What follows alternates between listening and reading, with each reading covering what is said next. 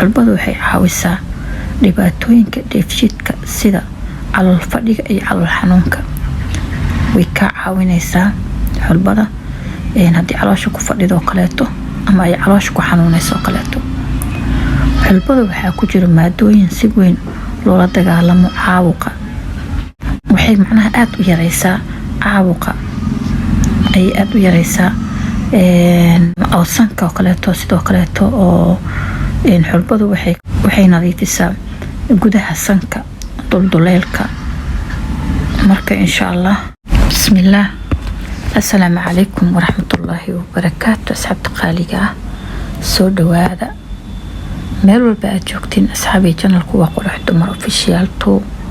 kusoo dhawaad adigu cusub tahay oo ay tahay markii kugu horeysay, fadlan waxaan kaa codsanayaa channelkina subscribe saarto, like-na noo saarto, siina share garayso, la wadaag asxaabtaada kale.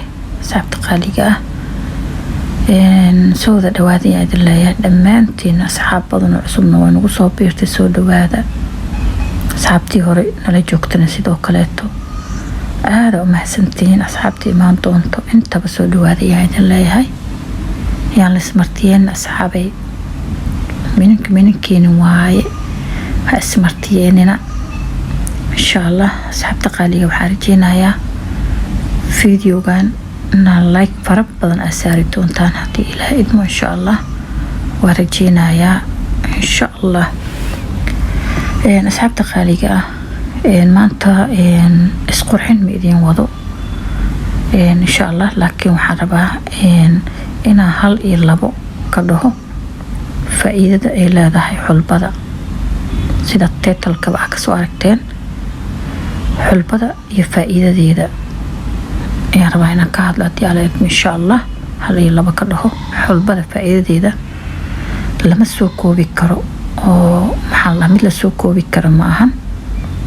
xulbada aad ay u faa'iido badan tahay, faa'iidadeedana aad ay u fara badan yahay. marka insha Allah waxaan rajeynayaa inaan ka faa'iideysan doono haddii alla idmo insha Allah. marka halkii qaado oo kaleeto intii ku jirto oo maxaa dhahaye oo fitamiine ah insha Allah ayaa idin la wadaagi doonaa haddii Ilaahay yiraahdo. sida wada ognahayna xulbadu waa macnaha waa dhir oo daawadeed waaye. marka waxaana ka buuxo borotiin aad fara badan ayaa ka buuxo, waxayna leedahay faa'iidooyin fara badan oo nafaqo ah oo ballaaran ayay leedahay. saacadiin soo sheegay lama soo koobi karo ayaa idin dhahay. marka insha Allah asxaabta qaaliga ah halkii qaado oo maxaa la xulbe ah inta ku jirto ayaan rabaa inaan ka hadlo insha Allah. halkii qaado oo macnaha ama halkii macalgo waxaa ku jira nafaqooyinkan aan soo sheegi doono haddii Ilaahay yiraahdo.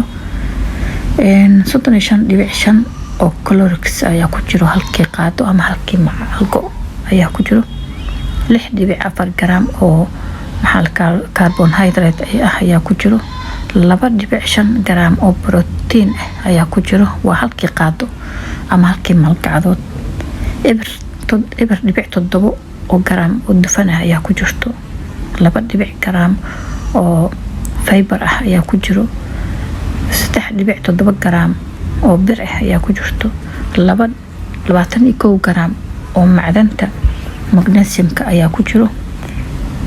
32.6 gram oo phosphor ayaa ku jiro. 1 milligram oo vitamin B6 ayaa ku jiro. waa halkii qaado intaas oo faa'iido ayaa ku jirto.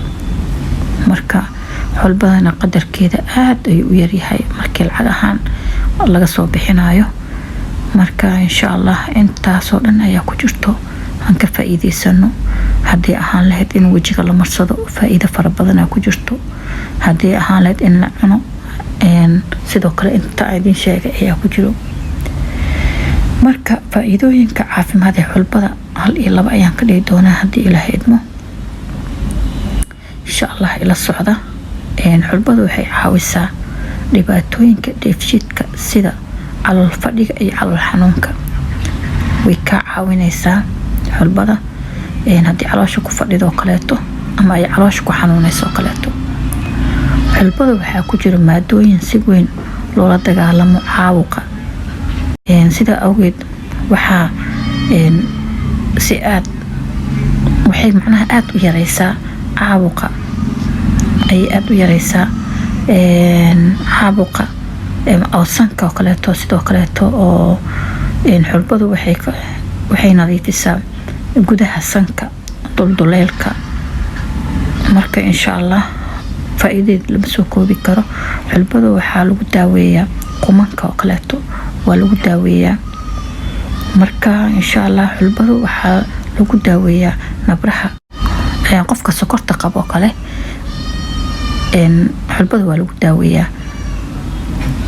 xulbada waxay korisaa timaha, sidoo kale waxay ilaalisaa burburka ama go'go'a timaha haddii qofka uu ka go'ayo kaleeto, ama timaha ay ka jajabayaan oo kaleeto.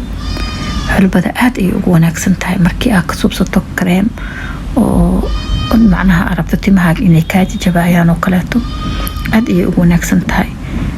faa'iidooyinka saliidda xulbada ay leedahay waxaa ka mid ah in hooyada naaska nuujinayso caano badan u keento.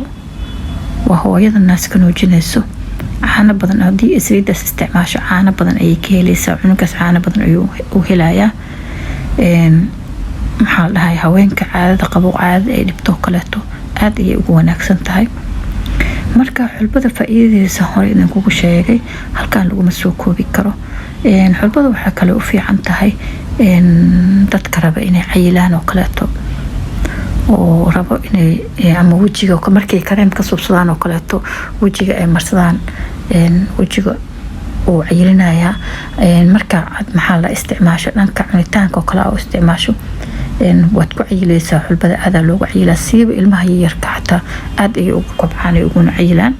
marka insha Allah asxaabtayda qaaliga waxaan rajeynayaa inaad wax badan ka faa'iideen. xulbada inta ku jirtay waa idin soo sheegay oo faa'iide saa idin sheegay 3.5 oo calories ayaa halkii qaado ama halkii maxalka ku jiro.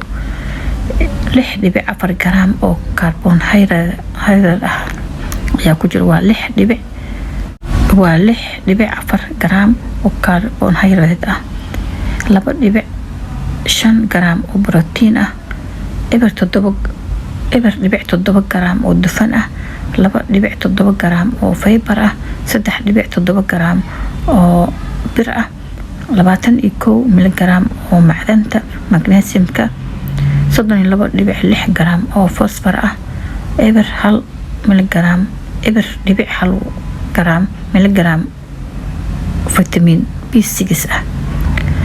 marka faa'iidooyinkeeda halkaan laguma soo koobi karo asxaabtayda qaaliga aan jeclahay. laakiin waxaa digniin ah, xulbada isticmaalkeeda wuxuu khatar u keeni karaa dumarka uurka leh.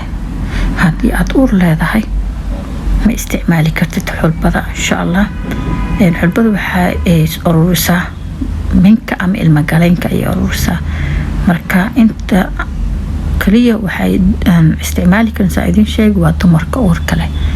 inta kale way isticmaali karaan xulbada. laga faa'iideysto asxaabtayda qaaliga, fitamiin aad u fara badan oo inta idin soo sheegay in ka badan ayaa ka buuxo.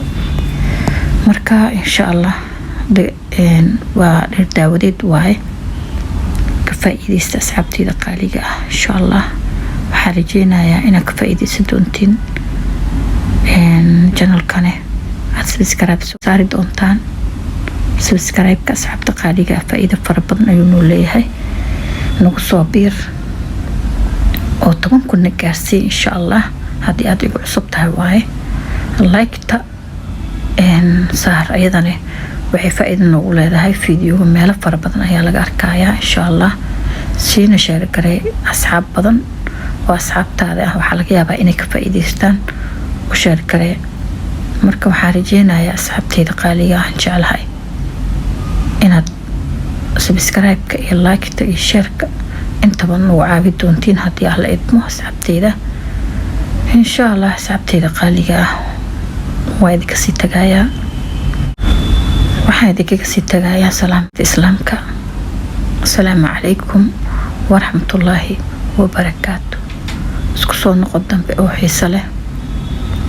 فيديو xiga inta laga gaarayo insha Allah